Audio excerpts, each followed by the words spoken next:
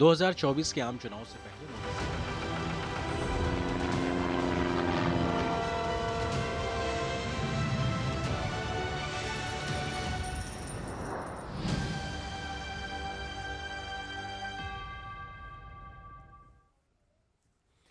नमस्कार, स्वागत है आप सभी का हमारे इस बेहद खास कार्यक्रम बजट 2024 जो कि अंतरिम बजट है। मोदी सरकार की दूसरी पारी का आज अंतरिम बजट पेश किया जाएगा। वित्त मंत्री निर्मला सीतारमण लगातार छठी बार आज बजट पेश करने वाली हैं। कल पीएम मोदी ने आज पेश होने वाले अंतरिम बजट को देश की आर्थिक नीति को दिशा दिखाने वाला करार दिया था, तो देश के आम लोगों को भी इस बजट से, कहा जाए वित्त मंत्री से, काफ़ी उम्मीदें हैं। हालांकि अंतरिम बजट में उस प्रकार की बड़ी घोषणाओं की परंपरा नहीं रही है, लेकिन पूर्व की योजनाओं को चालू रखने और मंत्रालयों के खर्चे आदि के प्रावधानों को अंतरिम बजट में पूरी तरीके से शामिल किया जाता है। अंतरिम बजट से जुड़ी पल पल की खबरों को सबसे पहले हम सटीक तरीके से आप तक पहुंचाएंगे। इस विशेष कार्यक्रम में मैं हूं आपके साथ आरेंद्र और मेरे साथ मौजूद है मेरी सहयोगी आंचल। शुक्रिया आरेंद्र। तो बजट को कैसे करें डीकोड, क्या है बजट से जुड़ी तमाम बड़ी घोषणाएं, ये सब आप देखेंगे। और साथ ही साथ बजट 2024 के संदर्भ में कोई भी चर्चा आगे बढ़ाने से पहले दो पहलुओं को समझना बेहद जरूरी है। पहली बात ये कि इस बात जो बजट है उसका महत्व इसलिए ज़्यादा है क्योंकि ये मोदी सरकार के दूसरे कार्यकाल का आखिरी बजट होगा। तो निश्चित रूप से सरकार से जनता को उम्मीदें बहुत होंगी। और इस बजट के लिए दूसरी महत्वपूर्ण बात यह है कि इस बार भी बड़ा पूंजीगत खर्च यानी जो कैपेक्स है उसमें इजाफा किया जाएगा, क्योंकि सरकार के एजेंडे में इंफ्रास्ट्रक्चर विकास की प्राथमिकता ज़्यादा है। और इस बजट का मुख्य उद्देश्य लोकसभा चुनाव और विकास के बीच संतुलन स्थापित करना रहेगा। सरकार मानती है कि विकसित भारत की भव्य इमारत 4 मजबूत स्तंभों पर खड़ी है। ये स्तंभ है युवा शक्ति, नारी शक्ति, किसान और गरीब। देश के हर हिस्से, हर समाज में इन सभी की स्थिति जो है उसमें कैसे सुधार किया जाए। और इस जो ये 4 स्तंभ है इसका सीधा असर हमने कल राष्ट्रपति के अभिभाषण में भी देखा। तो क्या राष्ट्रपति द्रौपदी मुर्मू ने जिस तरह से जब संसद के संयुक्त सत्र को संबोधित किया तो उन्होंने ये तमाम बातें रखी हैं, तो क्या इनकी छाप भी आज के इस बजट में नजर आएगी। और हम जानते हैं आरेंद्र की हलवा सेरेमनी से शुरुआत हुई थी बजट की प्रक्रिया की, तो उसकी मिठास का एहसास आज वित्त मंत्री साहिबा के पिटारे से क्या कुछ निकलेगा ये कुछ ही देर में सबके सामने होगा। और इस खास पूरी पेशकश में हम दोनों आपके साथ 2 घंटा रहेंगे और जानेंगे हर सेक्टर के लिए क्या कुछ रहा जो पिछला बजट है और इस बार क्या कुछ उम्मीदें हैं। बिल्कुल, हमारे साथ हमारे सहयोगी भी जुड़ेंगे, हमारे साथ खास मेहमान भी होंगे और हम कोशिश करेंगे देश के अलग अलग हिस्सों से लोगों की उम्मीदों को लेकर आप तक पहुंचे। लेकिन क्या कुछ प्रावधान किस प्रकार के रहते हैं उसके बारे में जिक्र भी कर लेते हैं। मोदी सरकार आज अंतरिम बजट संसद में पेश किया जाएगा। वित्त मंत्री निर्मला सीतारमण संसद में बजट पेश करेंगी, तो कोशिश यही होगी कि आर्थिक रफ्तार को कैसे तेज गति प्रदान की जाए। सरकार जहां सरकारी खर्च को बरकरार रख सकती है, तो सामाजिक आर्थिक नीतियों के द्वारा जनता के हित को भी साधने की कोशिश करेगी। मैन्युफैक्चरिंग से लेकर सर्विस सेक्टर हो या फिर करदाता से लेकर विभिन्न क्षेत्रों के लोग, सभी को आज पेश होने वाले इस अंतरिम बजट से कुछ कुछ उम्मीदें हैं। किस प्रकार की उम्मीदें हैं, आइए देखते हैं इस रिपोर्ट।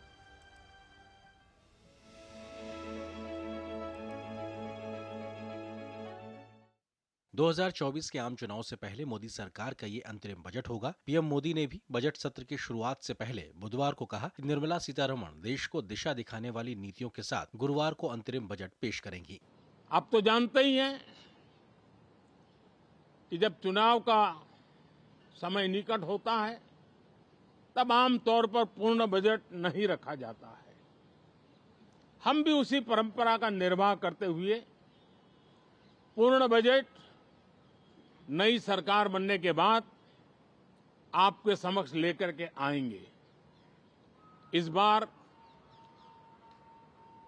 एक दिशा निर्देशक बातें लेकर के देश की वित्त मंत्री निर्मला जी हम सबके सामने कल अपना बजट पेश करने वाली है। गुरुवार के बजट से पहले बुधवार को वित्त मंत्री निर्मला सीतारमण बजट प्रावधानों को अंतिम रूप देने में लगी रहीं। देश के वित्तीय ढांचे की बात की जाए तो स्थिति काफी बेहतर है। जहां मुद्रास्फीति तयशुदा मानकों के बीच में है, तो देश की जीडीपी भी 7% की दर से बढ़ रही है। मैन्युफैक्चरिंग से लेकर सर्विस सेक्टर में भी तेजी बनी हुई है, तो कृषि से लेकर विभिन्न सेक्टर में नीतियां आर्थिक रफ्तार को बढ़ाने का काम कर रही हैं। भाजपा ने कहा है कि अंतरिम बजट जनता की उम्मीदों को पूरा करने वाला होगा। माननीय प्रधानमंत्री जी के कुशल और साहसिक निर्णयों के कारण हम लोगों ने भारत की अर्थव्यवस्था को एक स्थिरता, एक मजबूती और एक तेजी दी है जो पहले बिल्कुल नहीं था। और इसमें अनेकों जो सुधार के हम लोगों ने ठोस कदम लिए हैं, इसके कारण ये हुआ है। वैसे तो अंतरिम बजट में बहुत ज्यादा योजनाओं के प्रावधानों की परंपरा नहीं रही है, लेकिन फिर भी देश की जनता अंतरिम बजट से काफी कुछ उम्मीदें लगाए हुए है। One is that the schemes the government has already introduced, like the Ayushman Bharat and all the other ancillary schemes that we have, they contribute a lot to patient safety, public safety. We have asked for is, firstly, the government last year gave GST for launch services and satellite launch services. We requested the government that this should be expanded to other verticals of space. ऊर्जा सुरक्षा पर मोदी सरकार बहुत तेज गति से काम कर रही है। उम्मीद है कि इस बजट में भी ग्रीन एनर्जी पर योजनाओं का खाका दिखाई पड़ सकता है। बीते कुछ वर्षों से रेल बजट को आम बजट में शामिल कर दिया गया है और अंतरिम बजट में रेलवे के विस्तार से लेकर सुरक्षा और नई ट्रेनों पर भी सरकार की प्राथमिकताएं झलक सकती हैं। देश की सबसे ज्यादा आबादी कृषि क्षेत्र पर निर्भर है और मोदी सरकार की प्राथमिकता में देश के अन्नदाता हमेशा से रहे हैं। ऐसे में कल के अंतरिम बजट में खेती किसानी पर भी जोर दिखाई पड़ सकता है। महिलाओं की सामाजिक आर्थिक सुरक्षा के मद्देनजर अंतरिम बजट में कई प्रावधान या रियायतें भी हो सकती हैं, जो आधी आबादी के लिए गेम चेंजर साबित हो सकती हैं। पिछले बजट में सरकार ने सरकारी खर्च यानी पूंजीगत व्यय को करीब 33% बढ़ाया था, तो इस बार भी दुनिया की सबसे तेज गति से बढ़ती अर्थव्यवस्था की रफ्तार को बनाए रखने के लिए सरकारी खर्च पर वित्त मंत्री नई घोषणाएं कर सकती हैं। Bureau report, DD news.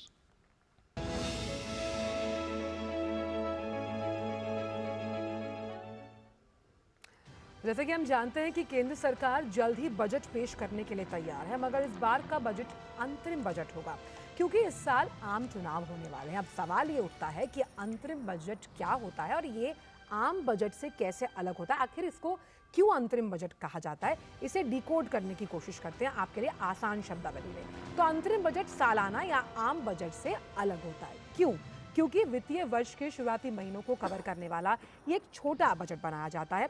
अंतरिम बजट से सरकार की जो आय है और जो खर्च है उसकी रूपरेखा तैयार की जाती है और इस बजट से चुनाव के बाद जो नई सरकार का गठन होता है, कैसे खर्चे आसानी से मैनेज हो पाएं ये देखना होता है। साथ ही आसान हो जाता है नई सरकार के लिए खर्चे मैनेज करना अंतरिम बजट की वजह से, और सरकार का कार्यकाल समाप्त होने और चुनाव नजदीक आने पर पेश किया जाता है अंतरिम बजट।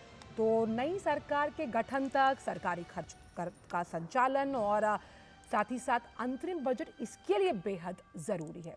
तो चुनाव के बाद पूरा बजट पेश होने से पहले भी अंतरिम बजट ज़रूरी होता है। और अगर हम आम बजट की बात करें तो क्या, तो ये पूरे साल का बजट होता है और पूरे वित्तीय वर्ष को कवर करता है। इसमें रेवेन्यू, खर्च, नीतिगत पहल, आर्थिक अनुमान और जो टैक्स है उससे जुड़े और अन्य वित्तीय खर्चों को जगह दी जाती है। तो अंतरिम बजट और आम बजट का ये फर्क है और आम बजट में सरकार अपने वित्तीय और आर्थिक एजेंडे की रूपरेखा तैयार करती है। यानी कि इसे बहुत संक्षिप्त में अगर ऐसे समझें कि अंतरिम बजट जो है वो कुछ समय के लिए तैयार किया जाता है ताकि जब सरकार चुनकर आए तो उसके लिए एक रूपरेखा तैयार हो और उसे काम करने में आसानी, और फिर वो अपना पूर्ण बजट पेश कर पाए। और हमारी इस खास पेशकश में बेहद खास मेहमान हमारे साथ स्टूडियो में भी मौजूद हैं और हमारे साथ हमारे रिपोर्टर्स भी जुड़ेंगे। हमारे साथ स्टूडियो में नवीन वाधवा साहब, वाइस प्रेसिडेंट टैक्समैन, जुड़े हुए हैं। आपका बहुत बहुत स्वागत है नवीन जी। साथ ही साथ हमारे साथ doctor SP Sharma, chief economist, PhD CCI, वो भी जुड़े हुए हैं। आपका भी बहुत बहुत स्वागत है। और हमारे साथ कुछ ही देर में हमारे जो रिपोर्टर हैं शैलेंद्र मिश्र और नीरज सिंह भी जुड़ने वाले हैं। सबसे पहले मैं आपके पास आना चाहती हूँ वाधवा साहब की, जिस तरह से सामाजिक कल्याण और राष्ट्रहित और लोकहित की जो तमाम योजनाएं हैं जिससे हम सरकार की नीतियों को देखते हैं, इसकी छाप इस बार के अंतरिम बजट यानी 2024 में आप कितनी अहम देखते हैं, क्योंकि लगातार सरकार की कोशिश है कि अंतिम पायदान पर जो व्यक्ति खड़ा है वो मुख्यधारा में शामिल हो। हिस्टोरिकली अगर हम लोग देखें तो इंटरिम बजट में कुछ इम्पॉर्टेंट प्रपोजल्स नहीं उठाए जाते हैं।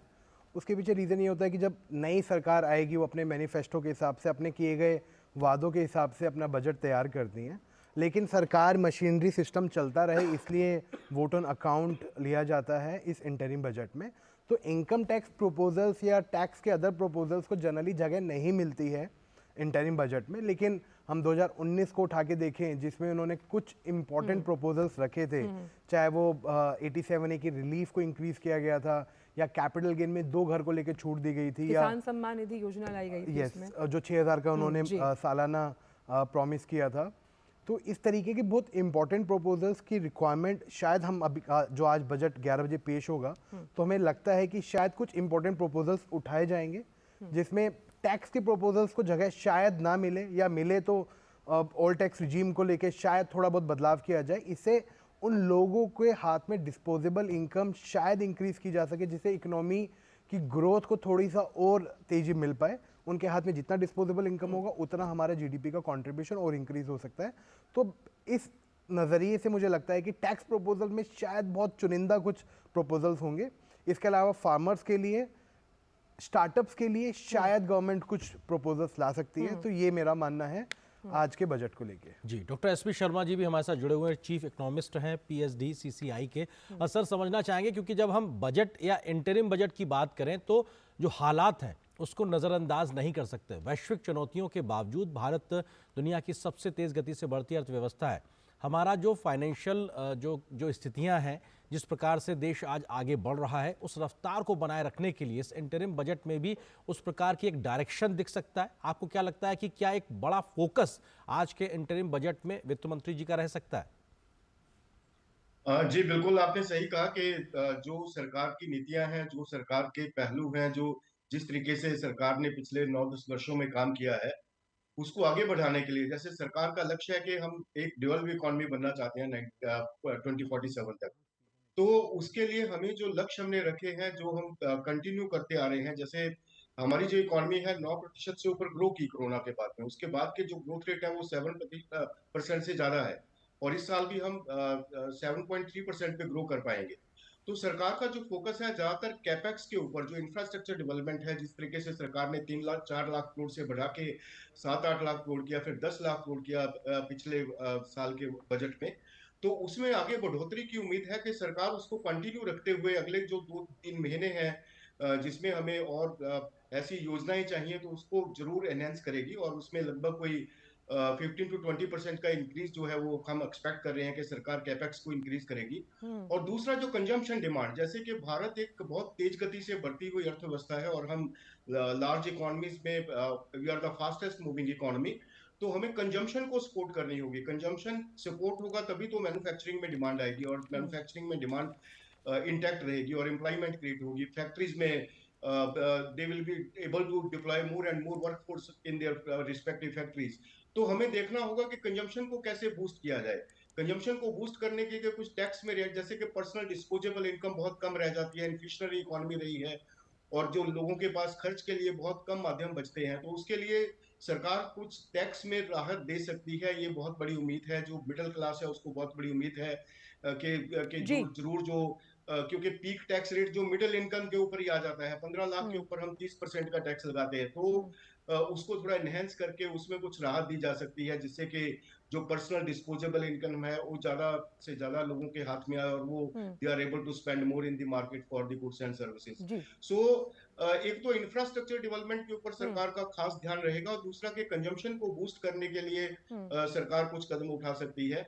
और तीसरा जो एग्रीकल्चर सेक्टर में, जिसमें हम बहुत ही रेजिलिएंट हैं, हमने देखा कि पिछले 3-4 सालों में बहुत अच्छी ग्रोथ रही है, हमारे एग्रीकल्चर एक्सपोर्ट बहुत अच्छे से इंक्रीज हो रहे हैं। हम $30 अरब से $40 अरब हुए, पिछले वर्ष हम $50 अरब से भी ज्यादा एक्सपोर्ट कर पाए, और जिससे कि जो फूड प्रोसेसिंग है उसको और ज्यादा बूस्ट मिल सकता है, एम्प्लॉयमेंट क्रिएट हो सकती है, रूरल सेगमेंट्स पे रूरल एंटरप्राइजेस को एक बूस्ट मिल सकता है। तो उसमें उम्मीद है कि सरकार खेती बाड़ी सेक्टर के लिए बहुत अच्छा कुछ कदम उठाए, और जो इंफ्रास्ट्रक्चर डेवलपमेंट है, जो gross capital formation in agriculture sector है, उसको और ज्यादा फोकस करे, जिससे कि हमारा जो जी। वेस्टेजेस हैं, जो फूड वेस्टेजेस हैं, जो लगभग कोई 30-35% होता है, उसको कम करके हम मिनिमम करके उसको 5 से जी। 10% तक लेके आए, और आने वाले वर्षों जी। में हमारा जो खाद्य भंडार है वो एकदम से इंटैक्ट रहे, और हम अच्छे से एक्सपोर्ट भी कर पाए और अपनी डोमेस्टिक डिमांड को भी फुलफिल जी। कर जी। पाए। जी। और चौथे नंबर पे मैं बताना चाहूंगा कि जो ईज ऑफ डूइंग बिजनेस के लिए सरकार ने रिफॉर्म्स की पीछे 7-8 वर्षों में, जब से मेक इन इंडिया इंप्लीमेंट हुआ उसके बाद सरकार ने बहुत रिफॉर्म्स की और 142 रैंक से हम इंप्रूव करके 63 पे आए। जी। और फिर सरकार ने 40,000 के लगभग जो ऐसे कंप्लाइंसेस थे उनको रिमूव किया। तो उसमें उम्मीद है कि सरकार उसको और एनहेंस करते हुए ईज ऑफ डूइंग बिजनेस को और आगे एनहेंस करेगी जी। और कॉस्ट ऑफ डूइंग बिजनेस के ऊपर फोकस करे, so that we are competitive in the domestic and international market and are able to export बिल्कुल, आप जो मोर ये बात कह देन रहे हैं कि ईज ऑफ डूइंग जी। बिजनेस को लेकर भी सरकार लगातार जो प्रयास कर रही है उसकी भी एक रफ्तार आंचल देखने को मिल सकती है। हमारे सहयोगी शिशिर शेलार भी मुंबई से हमारे साथ में जुड़ रहे हैं। हम शिशिर का भी रुख करेंगे, लेकिन उससे पहले एक छोटे से ब्रेक के लिए रुकना है। बिल्कुल, एक वक्त छोटे से ब्रेक का। ग्रामीण अर्थव्यवस्था के संरक्षक agriculture insurance company of India.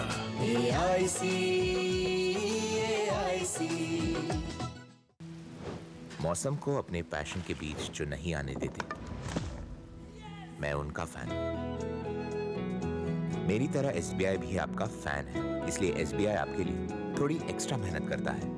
तो excellent customer service, assistance to MSMEs और टेक्नोलॉजी ड्रिवन बैंकिंग सॉल्यूशंस। घर छोड़ दूं? एसबीआई बदल रहा है क्योंकि हम एक बदलते देश के फैन हैं। एसबीआई, देश का फैन। हो बिजनेस बढ़ाना, गुड़िया को पढ़ाना या मिसेस के साथ वेकेशन, लो मुथूट फाइनेंस गोल्ड लोन, भरोसा इंडिया का। मुथूट फाइनेंस भारत का नंबर 1 सबसे भरोसेमंद financial services brand. Gold loan के लिए अभी कॉल करें 1-800-313-1212। ब्रेक के बाद आप सभी का स्वागत है हमारी इस खास पेशकश अंतरिम बजट 2024 में। हमारे साथ स्टूडियो में भी मेहमान मौजूद है और हमारे साथ आर्थिक नगरी मुंबई से हमारे रिपोर्टर शिशिर शेलार भी जुड़ने वाले हैं। और जिस तरह से कर के मोर्चे पर सरलीकरण का जिक्र एसपी शर्मा साहब कर रहे थे कि किस तरह से ईज ऑफ डूइंग बिजनेस से भी जब हम जीडीपी की बात करते हैं उसमें इजाफा हुआ है। कैपेक्स को लेकर हमेशा सरकार के दिमाग में फोकस है कि इसे और कैसे बढ़ाया जाए। और जब हम जीडीपी की बात करते हैं तो 7% का योगदान बुनियादी ढांचा के विकास के जरिए होता है। इस बार कैसे दायरा बढ़ाया जाएगा, इस पर आरिंदर खास नजर रहेगी। और एग्री का उन्होंने जिक्र किया तो एक बात सामने ये भी आ रही है कि 2019 में जिस तरह से प्रधानमंत्री किसान योजना लाई गई थी, क्या इसका दायरा बढ़ाया जाएगा, इस पर आज सबकी निगाहें रहेंगी। तो बिल्कुल अपने आप में बेहद महत्वपूर्ण, भले ही अंतरिम बजट है लेकिन फिर भी उम्मीदों के पिटारे से क्या कुछ निकलता है, क्योंकि रफ्तार बनाए रखना है अपने आप में लगातार। क्योंकि जो देश दुनिया की सबसे बड़ी अर्थव्यवस्था है, तेज़ गति से बढ़ती अर्थव्यवस्था है, उसकी रफ्तार बनी रहे। हमारे सहयोगी हमारे साथ में शिशिर शेलार मौजूद हैं मुंबई से, उनका हम रुख करते हैं। शिशिर के जी के साथ में और कौन जुड़ा है? आशुतोष भी है शायद हमारे साथ। जी हाँ, हमारे साथ आशुतोष भी नहीं है, हमारे साथ रामेंद्र है जी, रामेंद्र लखनऊ से हमारे साथ में मौजूद है। रामेंद्र और शिशिर, आप दोनों का स्वागत है। शिशिर का पहले रुख करिए। बिल्कुल शिशिर, आप आर्थिक नगरी मुंबई से जुड़ रहे हैं। सबसे पहली बात तो ये कि खास तौर पर जब हम बात करते हैं निवेशकों की, शेयर बाजार की, तो एक बहुत अच्छी रैली हमने बजट से पहले देखी है। इस वक्त खास तौर पर शेयर बाजार का मूड क्या है और क्या उम्मीद है उद्योग जगत की अंतरिम बजट 2024 से?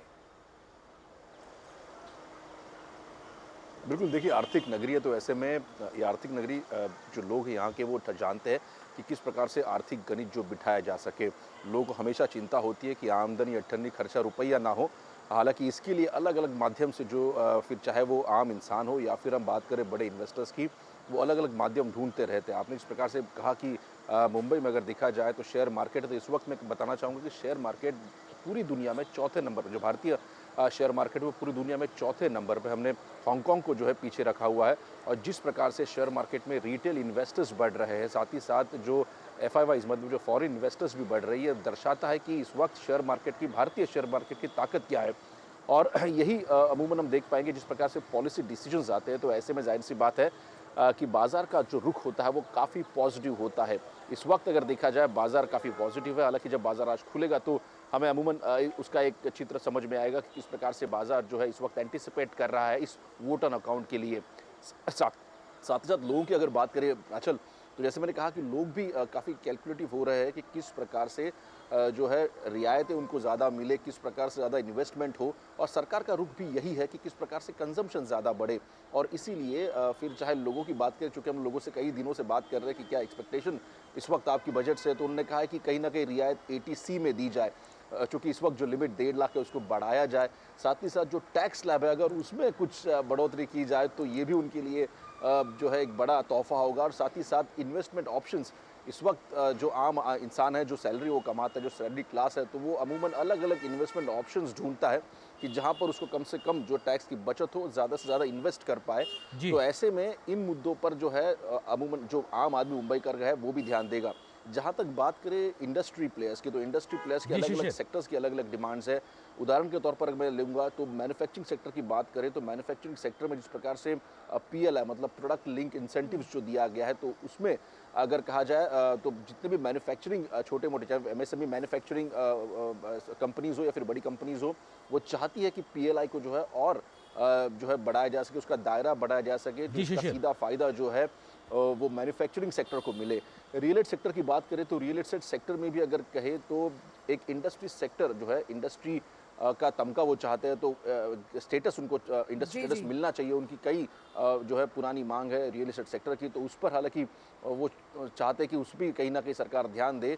और दूसरी बात, रियल एस्टेट सेक्टर ये भी चाहता है कि जिस प्रकार से होम लोन इंटरेस्ट है, वो जो स्लैब है उसको भी बढ़ाया जा सके, तो ज़्यादा से ज़्यादा घर जो है बेचे जाएंगे और साथ ही साथ ज़्यादा से ज़्यादा कंजम्पशन बढ़ पाएगा। तो ये अमूमन अलग अलग सेक्टर की अलग अलग सेक्टर्स की अलग अलग मांगे हैं, और इंडस्ट्री एज ए होल ये चाहती है कि इंडस्ट्री 4.0 हो या मैन्युफैक्चरिंग हब बनने की दिशा में भारत के कदम हो, उसमें कुछ और बूस्टर मिलता नजर आए। रामेंद्र हमारे सहयोगी लखनऊ से जुड़ रहे हैं। रामेंद्र, अब हम देख रहे हैं कि राज्यों के बीच भी एक बड़ा एक स्वस्थ प्रतिस्पर्धा, कोऑपरेटिव फेडरलिज्म चल रहा है कि साहब हम $1 ट्रिलियन की इकॉनमी बनने के लिए आगे बढ़ेंगे, हम इस प्रकार की पॉलिसीज लेकर आएंगे। बजट जो केंद्रीय बजट है वो एक दिशा दिखाता है और राज्य भी उस प्रकार की नीतियों के साथ आगे बढ़ते नजर आ रहे हैं। यूपी ने बीते कुछ वर्षों में किस तेज गति से अर्थव्यवस्था में जंप लगाया, कई प्रकार की पॉलिसीज के साथ आगे बढ़े हैं। आज के इस अंतरिम बजट को लेकर उत्तर प्रदेश में किस प्रकार की लोगों की उम्मीदें आकांक्षाएं हैं, और सरकार के लिहाज से देखा जाए तो किस प्रकार की एक स्थिति को वो देख रहे हैं यहां से आने वाले बजट के माध्यम से निकलने वाली नीतियों को लेकर? रामेंद्र, देखिए, उत्तर प्रदेश लगातार अपनी ग्रोथ को आगे बढ़ा रहा था। अगर जीएसटी कलेक्शन के रूप में देखा जाए तो जीएसटी कलेक्शन उत्तर प्रदेश का बेहतर हुआ, और हर 6 महीने बाद वो अपने आप को ऊपरी सीढ़ी पर खड़ा कर लेता है। तो जाहिर है कि बड़ी आबादी है तो जीएसटी कलेक्शन भी बेहतर हो रहा, लोगों की नीड भी बेहतर है। देखिए, अगर उत्तर प्रदेश के लिहाज से देखिए तो उत्तर प्रदेश में कृषि वाला क्षेत्र है, तो कृषि क्षेत्र को कैसे बेहतर किया जाए, जो किसान सम्मान निधि उसको बढ़ाया जा सकता है क्या, जो रिमोट इकोनॉमी उसको कैसे बूस्टअप किया जाए, जो लोग गाँव में रह रहे हैं, जो शहर की तरफ नहीं आ रहे, कैसे गांव को व्यवस्थित किया जाए कि गांव के लोग सुखमय जीवन व्यतीत कर सके। जो चिकित्सा की व्यवस्था थी कि आयुष्मान कार्ड योजना है, उसमें क्या लोगों का दायरा बढ़ाया जा सकता है या उसमें राशि बढ़ाई जा सकती है। तो दूसरा क्या है कि जो मिडिल क्लास फैमिली है वो कुछ रिलीफ चाहती है सरकार से, कि उनको कुछ रिलीफ मिले, ये सरकार से चाहती। तो उत्तर प्रदेश में जो लोग हैं वो इन मुद्दों पर ध्यान आकर्षित करें कि केंद्र से उनको क्या मिलेगा। हाँ, केंद्र से क्या मिलेगा, इतना पैसा मिलेगा ताकि वो जो एक क्रेडिट ऑफ टेक यानी खर्च करने की क्षमता है वो बनी रहे। आप जुड़े रहिएगा रामेंद्र हमारे साथ SP शर्मा साहब भी जुड़े हैं। शर्मा जी, क्योंकि हम यहाँ पर जिक्र कर रहे थे, आपने बात की कृषि क्षेत्र की, कोविड की अगर बात की जाए तो सबसे ज़्यादा अगर फ़ायदा देने वाला कोई सेक्टर रहा भारतीय अर्थव्यवस्था के लिए तो वो था कृषि क्षेत्र। ऐसे में कृषि क्षेत्र को उम्मीद है कि जो 60,000 करोड़ का आवंटन किया गया था पिछले साल, बात की जाए जब प्रधानमंत्री किसान योजना को लेकर, उसका दायरा बढ़ाया जाएगा, खाद्य सब्सिडी के दायरे को बढ़ाने की बात की जा रही है। साथ ही एग्री जो स्टार्टअप्स हैं उनकी संख्या में इजाफा हुआ है।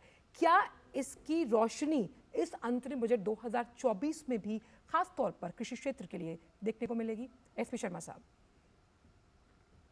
जी बिल्कुल, जो एग्रीकल्चर सेक्टर है वो हमारी बैकबोन है। हम एक अग्रेरियन इकोनॉमी है और सीधे तौर पे जो 50% डिमांड है वो एग्रीकल्चर सेक्टर से आती है। जब हम कहते हैं कि 50% पॉपुलेशन जो हमारी एग्रीकल्चर के ऊपर डिपेंडेंट है, उसका सीधे तौर पे मतलब है कि 50% डिमांड तो उन्हीं लोगों से आएगी। तो एग्रीकल्चर सेक्टर अगर वीक होता है तो मैन्युफैक्चरिंग में भी डिमांड स्लो होती है। तो अगर एग्रीकल्चर सेक्टर अच्छे से बूस्ट करता है, फूड प्रोसेसिंग होती है, एक्सपोर्ट होता है, तो मैन्युफैक्चरिंग में भी ग्रोथ आती है और एम्प्लॉयमेंट भी क्रिएट होती है।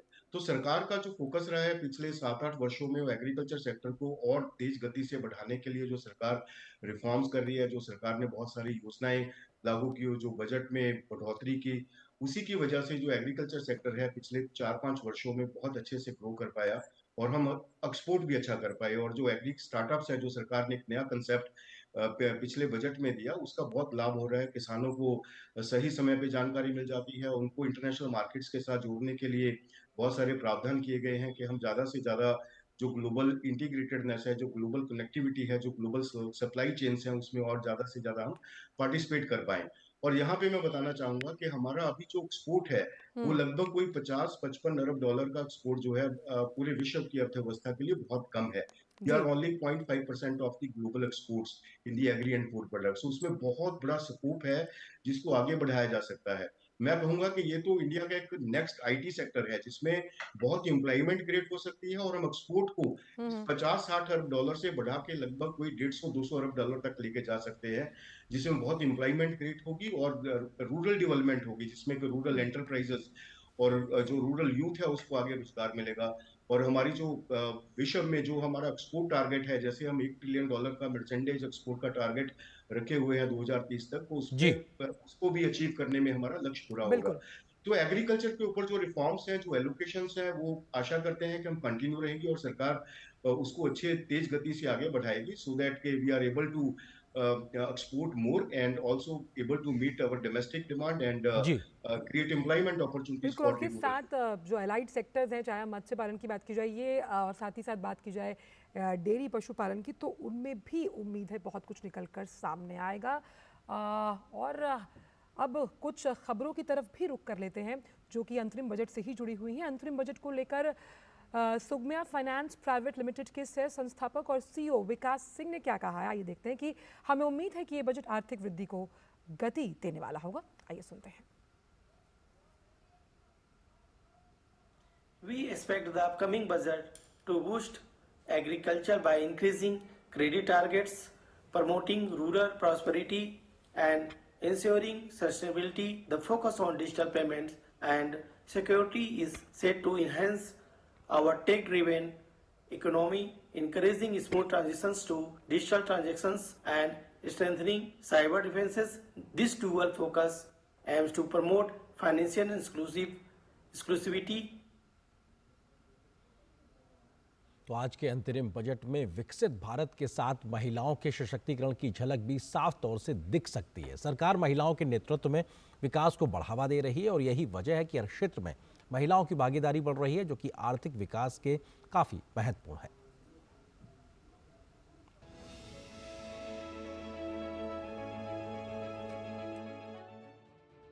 हाल के वर्षों में बजट में शामिल योजनाओं के जरिए महिलाओं को सशक्त बनाकर न केवल समानता को बढ़ावा दिया जा रहा है, बल्कि आर्थिक विकास के लिए भी ये काफी महत्वपूर्ण है। हाल के वर्षों में जेंडर बजटिंग को भी समर्थन मिला है।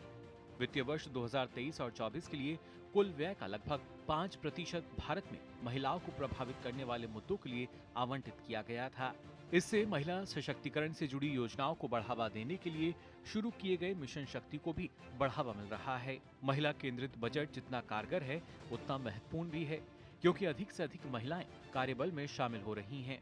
पिछले बजटों में भी विशेष रूप से महिलाओं और युवा लड़कियों के लिए कौशल प्रशिक्षण कार्यक्रमों की बात हो या फिर कृषि क्षेत्र में नमो ड्रोन दीदी जैसी योजनाएं आज महिलाओं को सशक्त करते हुए आत्मनिर्भर बना रही हैं। अंतर्राष्ट्रीय मुद्रा कोष यानी IMF की एक रिपोर्ट के अनुसार भारत में लैंगिक समानता हासिल करने, जिसका अर्थ है श्रम बल में पुरुषों के समान महिलाओं की भागीदारी, संभावित रूप से भारत की GDP में अच्छा इजाफा कर सकती है। विश्व बैंक के अनुसार यदि 50% भारतीय महिलाएं कार्यबल में शामिल होती हैं, तो भारत अपनी वृद्धि दर 1.5% अंक बढ़ाकर 9% वार्षिक तक पहुंचा सकता है। आज हर क्षेत्र में महिलाओं की भागीदारी नजर आती है। महिलाओं के विविध दृष्टिकोण, कौशल और नवाचार से अधिक मजबूत और गतिशील अर्थव्यवस्था को बढ़ावा मिल रहा है, वो भी ऐसे समय में जब विकासात्मक बदलाव से भारत वैश्विक मंचों पर प्रगति कर रहा है और विश्व की तीसरी सबसे बड़ी अर्थव्यवस्था बनने को अग्रसर है।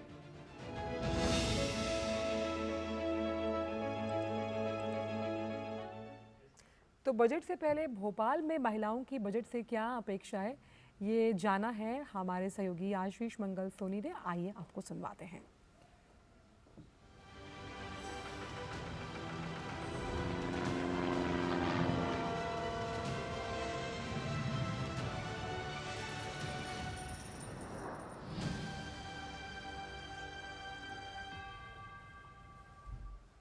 प्रधानमंत्री नरेंद्र मोदी के दूसरे कार्यकाल की सरकार का केंद्रीय बजट वित्त मंत्री निर्मला सीतारमण 1 फरवरी को पेश करेगी।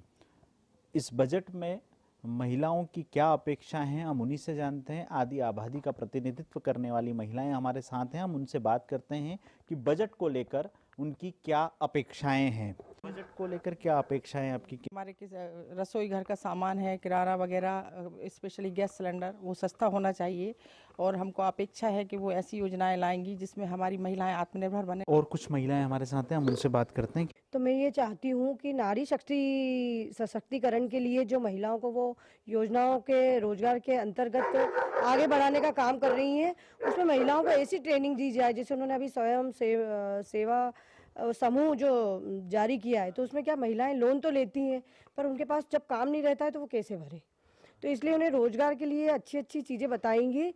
आप बताइए, आपको क्या अपेक्षा है बजट से? उनके जैसे पेंशन में बढ़ोतरी हो और दूसरी बात गैस सिलेंडर है, दवाइयाँ हैं, ये सब पूरा कम होना चाहिए। ये हैं महिलाएं जिनका केंद्र सरकार से, केंद्रीय बजट से अपेक्षा है कि एक तो नारी सशक्तिकरण को लेकर महिलाओं का साफ तौर पर कहना है कि ऐसी योजनाएं केंद्र सरकार और लागू करे जिससे महिलाएं आत्मनिर्भर हो सके। साथ ही बजट को लेकर ये अपेक्षाएं हैं कि इनके किचन का खर्च कम हो सके, सरकार कुछ इस तरह से प्रयास करे। कैमरा पर्सन कुमार गौरव के साथ आशीष मंगल सोनी, डीडी न्यूज़ भोपाल। तो सबको अपनी अपनी उम्मीदें हैं और महिलाओं को भी, आंचल आपको भी उम्मीदें होंगी इस अंतरिम बजट से, तो सबको ही वित्त मंत्री के पिटारे के खुलने का इंतजार कर रहा है। लेकिन हम जानते हैं अंतरिम बजट में बहुत संभावनाएं होती नहीं है क्योंकि ये पूर्ण बजट के तरीके से नहीं है। चलिए आपको पहले तस्वीरें दिखाते हैं क्योंकि यहीं से सब कुछ शुरू होना है। ये वित्त मंत्रालय की तस्वीरें हैं, सीधी तस्वीरें आप देख रहे हैं। वित्त राज्य मंत्री पंकज चौधरी जो हैं वो पहुंचे और इससे पहले दूसरे वित्त राज्य मंत्री डॉक्टर भागवत कृष्ण राव कराड़ भी वित्त मंत्रालय पहुंच चुके हैं। हम जानते हैं कि वित्त मंत्रालय में किस तरीके की गहमा गहमी और हलचल होगी और एक गोपनीय दस्तावेज के तौर पे आंचल बजट होता है और इस गोपनीयता को बरकरार रखा जाता है और बहुत ही सीक्रेट तरीके से ये तमाम बातों को रखा जाता है। और बहुत जल्दी वो तस्वीरें भी आएंगी जब वित्त मंत्री निर्मला सीतारमण भी पहुंचेंगी। हम उन तस्वीरों को आज तक लेकर आएंगे। फिलहाल एक छोटे से ब्रेक के लिए रुकते हैं, बहुत जल्द हाजिर होते हैं। हमारे मेहमान और हमारे संवाददाता हमारे साथ जुड़ेंगे, उनसे हम समझने की कोशिश करेंगे आज के इस अंतरिम बजट को। फिलहाल एक छोटे से ब्रेक के लिए रुकते हैं। मौसम को अपने पैशन के बीच जो नहीं आने देते, मैं उनका फैन हूं। मेरी तरह SBI भी आपका फैन है, इसलिए SBI आपके लिए थोड़ी एक्स्ट्रा मेहनत करता है। तो excellent customer service, assistance to MSMEs और टेक्नोलॉजी ड्रिवन बैंकिंग सॉल्यूशंस। घर छोड़ दूं, SBI बदल रहा है क्योंकि हम एक बदलते देश के फैन हैं। SBI, देश का फैन। ग्रामीण अर्थव्यवस्था के संरक्षक, agriculture insurance company of India.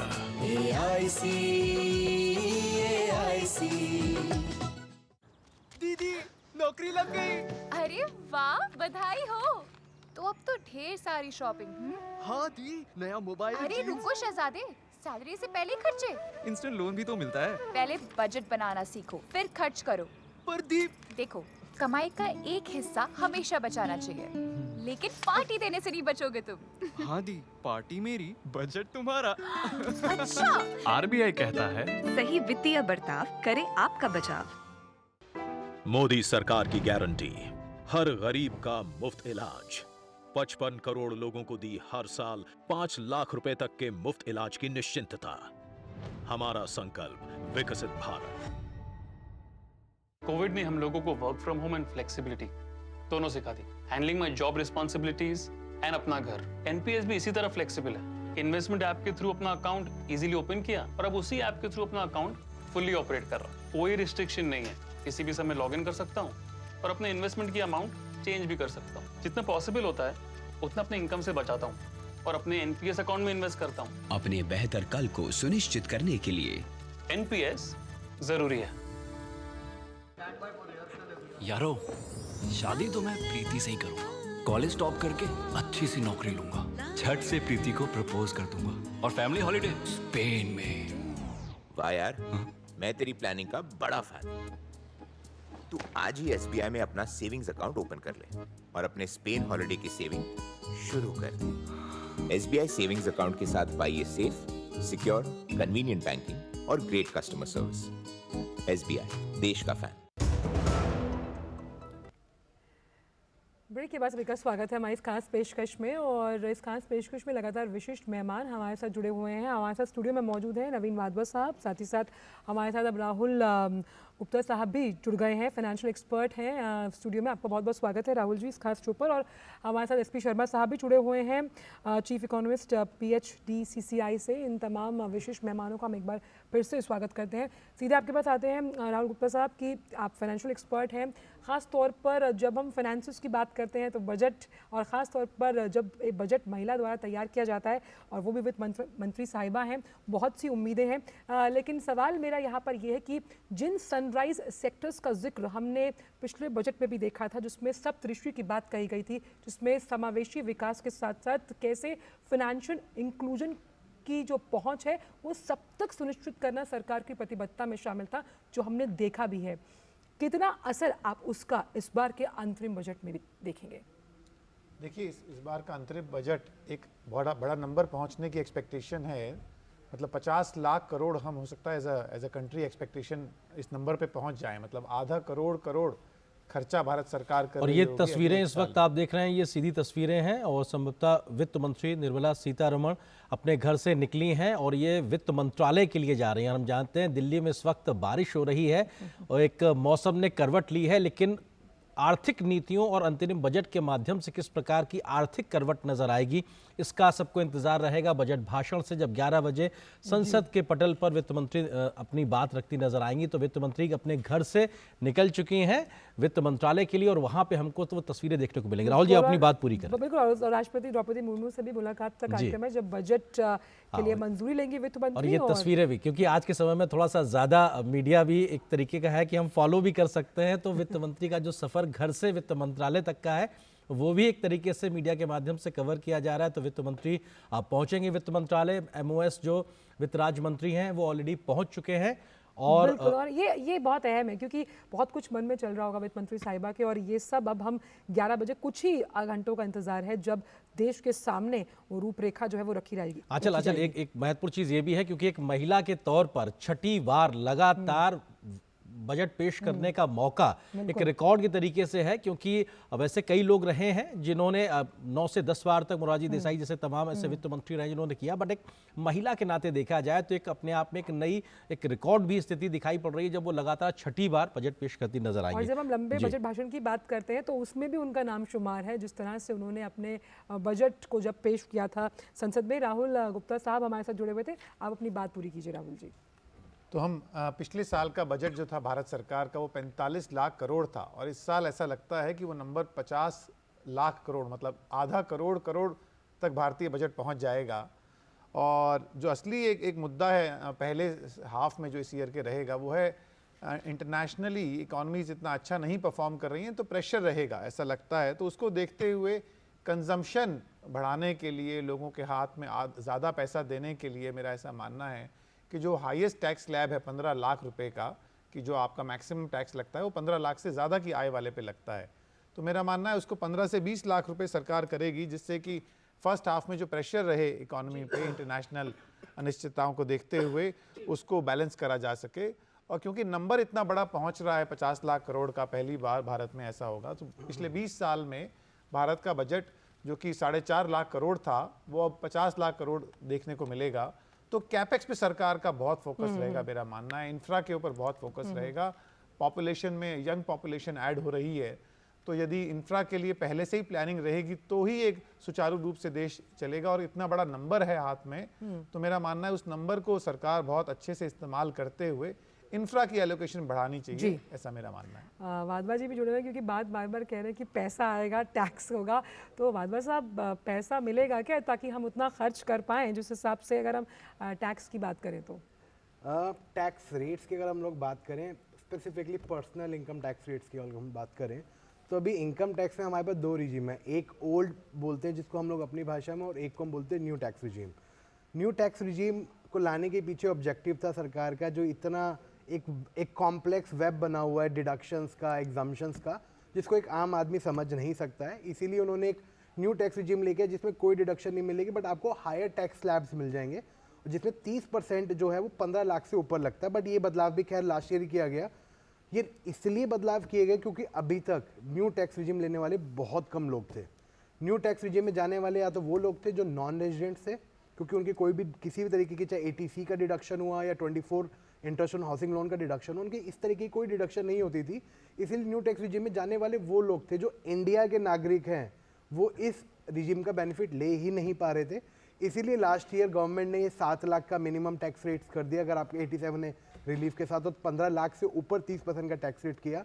अब इतने बदलाव के बावजूद भी कितने लोग ऐसे हैं जो न्यू टैक्स रिजीम में, ये आंकड़ा अभी तक हमारे पास नहीं है। ये जब 31 मार्च पूरा होगा, उसके बाद रिटर्न फाइल होंगी, तब हमें पता लगेगा कि न्यू टैक्स रिजीम में कितने लोग आए हैं। लेकिन ओल्ड टैक्स रिजीम को गवर्नमेंट ने पूरी कोशिश की है कि उसको इतना अनअट्रैक्टिव बना दिया जाए कि लोग न्यू टैक्स रिजीम की तरफ जाएं। लेकिन हम लोग इतने सालों से जो लाइफ इंश्योरेंस पे करते आए हैं, इंटरेस्ट ऑन हाउसिंग लोन है, मेडिकल इंश्योरेंस है, हमारे लिए अभी तक ओल्ड टैक्स रिजीम काफ़ी अट्रैक्टिव बना हुआ है। अगर हम लोग 13 से लेकर आज तक देखें तो ये एक रिचुअल बना हुआ है कि चुनाव से पहले टैक्स रेट्स के अंदर थोड़ा सा बदलाव किया जाता है। हम लोग 13 में बात करें 50,000 से बढ़ा के 2 लाख मिनिमम टैक्स रेट किया गया था। फिर जब बीजेपी की सरकार आई 2014-15 के पहले बजट में उसको बढ़ा के 2.5 लाख किया गया। इंटरेस्ट ऑन हाउसिंग लोन बढ़ाया गया, ATC की लिमिट बढ़ाई गई। उसके बाद से कोई बदलाव नहीं किया गया। लेकिन 19 के इंटरिम इलेक्शन बजट में फिर अगेन थोड़ा सा बदलाव किया गया था, 87 ने रिलीफ को इंक्रीज किया गया था। हालांकि रिचुअल नहीं है ऐसा कि इंटरिम बजट में टैक्स रेट्स के साथ ज़्यादा बदलाव किया जाए, क्योंकि लास्ट बजट में 2023 के बजट में गवर्नमेंट ने 87 ने रिलीफ इंक्रीज किया था। तो मुझे उम्मीद है कि शायद ओल्ड टैक्स रिजीम जिसको अभी भी लेने वाले एक बहुत बड़ी तादाद है, शायद उनको खुश करने के लिए, एक डिस्पोजेबल इनकम बढ़ाने के लिए, तो मुझे लगता है कि शायद 50,000 से 1 लाख की छूट इंक्रीज की जा सकती है। ये मेरा मानना है और ये मेरी अप्रीहेंशन। जी, और ये तस्वीरें आ गई हैं सीधे जहां पे वित्त मंत्री निर्मला सीतारमण इस वक्त वित्त मंत्रालय पहुंची हैं, और बारिश का आंचल हम लोग जिक्र कर रहे थे, वो बूंदाबांदी कहीं ना कहीं दिखाई पड़ रही है। लेकिन तेज कदमों के साथ में वित्त मंत्रालय वही बिल्कुल आप सही कह रही हैं, वो तेज गति इस बात का भी द्योतक है कि वो अपने काम को लेकर किस तेजी से काम कर रही हैं। और तेज रफ्तार का मायने जो आंचल आप कह रही हैं वो अर्थव्यवस्था में भी तेज रफ्तार के तौर पे दिखाई पड़ रही है। ये भी अपने आप में काफ़ी महत्वपूर्ण है। हम इन तमाम तस्वीरों को, अपने सहयोगियों के साथ बातचीत को और मेहमानों के साथ में विश्लेषण को लेकर हम लगातार आपके साथ बने हुए हैं। अंतरिम बजट 2024 को लेकर फिलहाल एक छोटे से ब्रेक के लिए रुकते हैं, बहुत जल्द हाजिर होते हैं।